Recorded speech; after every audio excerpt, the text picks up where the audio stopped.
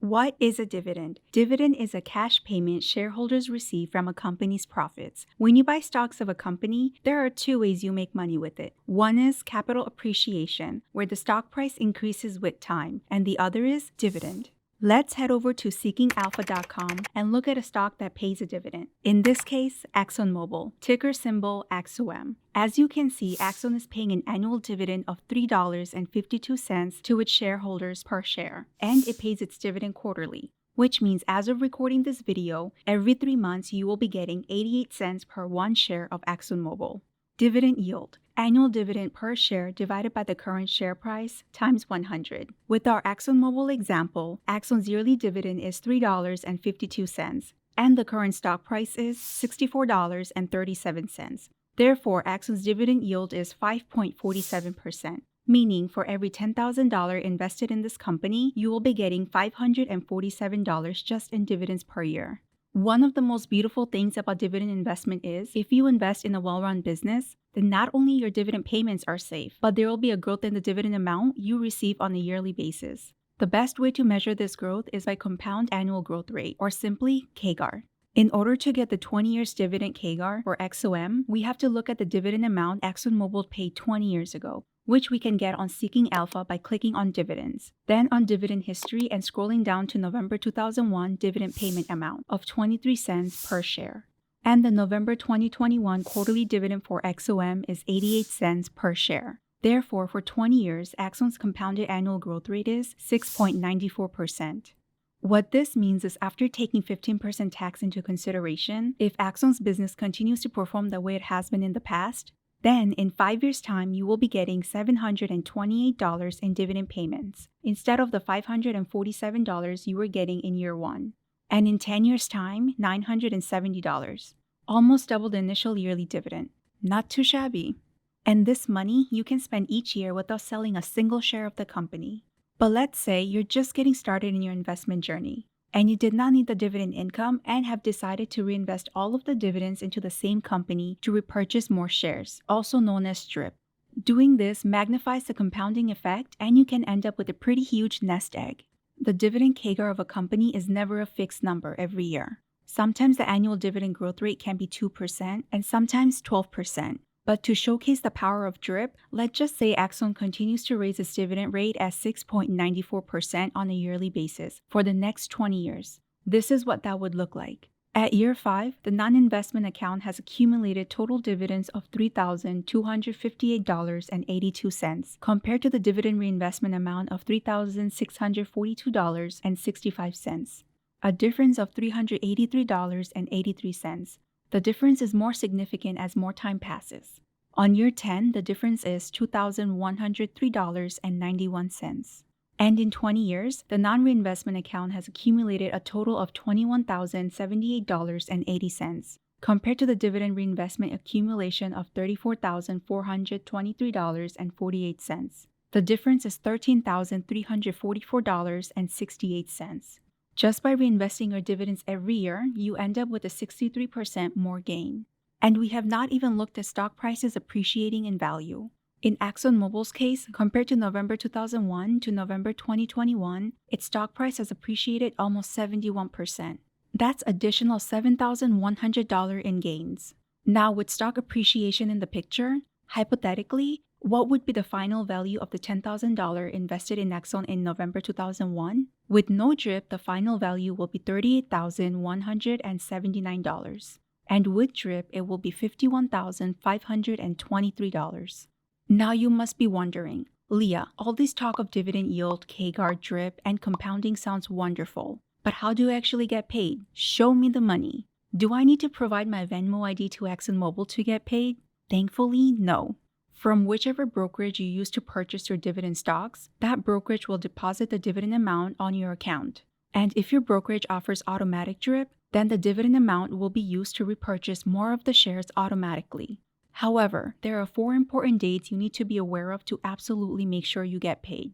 Number 1, declaration date. This is the date when the board of directors of your dividend companies get together to approve and announce the dividend payment. If there are any increases in the dividend amount, you will be notified on this date. Number 2, ex-dividend date. This is probably the most important date because this is the cutoff date to receive dividends for a quarter. If you hold on to your shares up until the ex-dividend date, then you will receive the dividend. Number 3, record date. This is usually one business day after the ex-dividend date. On this date, companies determine which shareholders get the dividend. And number 4, payment date. On this date, companies actually disperse dividends to its shareholders' brokerage accounts. Now that most of the bases are covered, what are some of the drawbacks to dividend investing? One of the biggest mistakes new dividend investors make is investing in a very high-yielding company without doing any in-depth research and falling into the dividend trap. According to my experience, the majority of the time, if you buy a high-yield company, such as 10% plus, there are probably underlying problems going on in the company, unless you invest into a dividend income fund. Another mistake new dividend investors make is not paying attention to the payout ratio. Payout ratio is simply dividend paid divided by the net income times 100. As a new investor, you need to be aware of how much of the net income the company is paying out to its shareholders. Are they paying 100% of it? If so, that means the business has matured enough and the company cannot find a better usage of its dollars, and therefore giving back all of its profits to the shareholders. Unless it's REITs, Real Estate Investment Trust, where by law, they have to pay out 90% of their net income to qualify as securities. If the company has a payout ratio of 25 to 30%, it means the company is holding onto large sums of cash for rainy days and reinvestment, which in return will help the company grow more and the stock price to appreciate over time. With Axon's example, according to Seeking Alpha, there is a payout ratio of 70.93%, which is on the high side. This means the company is giving most of its net income to shareholders, and therefore you can expect the stock price to appreciate very slowly over time compared to the overall market. Dividend cut. If there is a huge crisis or unforeseen event that is taking a toll on the company, the board of directors can stop paying dividends to shareholders to preserve the company's capital in order to function its core business during the turbulent time. A great way to make sure you get paid during the worst of time is by looking at companies' dividend history. Even though past performance is no guarantee of future results, if a company has paid dividends in previous tough financial times, it will most likely do so in the future. In the dividend community, a company that is part of the S&P 500 and has paid and increased its dividend for the past 25 years in a row is known as a dividend aristocrat. These companies have earned the goodwill to pay dividends even during turbulent times. Hence, the stock price of these companies go down less compared to the overall market when there is a crash. Another term for companies that have paid and raised its dividend for 25 plus years is dividend champion. There are also dividend achievers. These are companies that have paid and increased their dividend yield for at least 10 years in a row. And then you have dividend kings. These are companies that have paid and raised their dividends for 50 plus years. One key difference between aristocrats and achievers, champions, and kings is that all aristocrats have to be part of the S&P 500 index. So, should you invest in individual dividend stock or in ETFs, exchange-traded funds? It really depends on individual investors' preference. One key difference between individual stocks and ETFs is that individual stocks give you ownership of just one company. An ETF such as SDY, on the other hand, is a basket full of stocks, such as ExxonMobil, AT&T, Con Edison, IBM, Chevron, Walgreens, O-Realty, and so on. This means with one share of an ETF, you have partial ownership in multiple different companies, providing you with instant diversification. This has its own sets of advantages and disadvantages.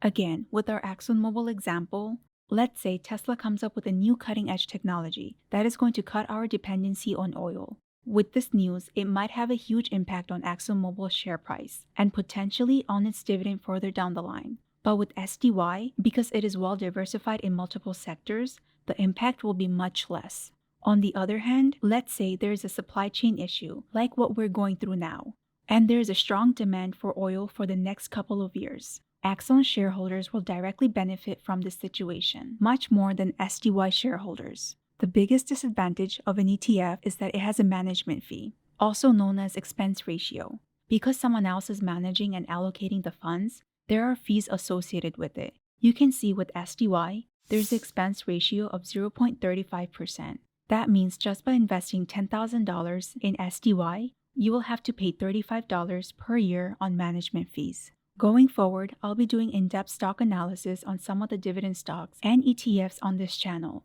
If you are interested in this sort of stuff, be sure to hit the subscribe button and click on the notification bell. Where there is income, there are taxes to be paid. So, what about dividend taxes? With dividend investment, you are taxed on the kinds of dividend you receive. For example, if you receive income from REITs, such as O Realty, Stag Industrial, American Tower, and such, those are considered non-qualified dividends and taxed as ordinary income. Depending on your income level and tax filing status, you'll be taxed accordingly. And dividends from AT&T, Chevron, ExxonMobil, Con Edison, and IBM are considered qualified dividends that are taxed as long-term capital gains. For qualified dividends, the max rate you can be taxed at is 20%. Please consult your own personal financial advisor and accountant to know how much actual taxes you might owe on your dividend income. I hope this video helped you get a better understanding of dividends. Share your thoughts in the comment section. And with that, let's hit the outro.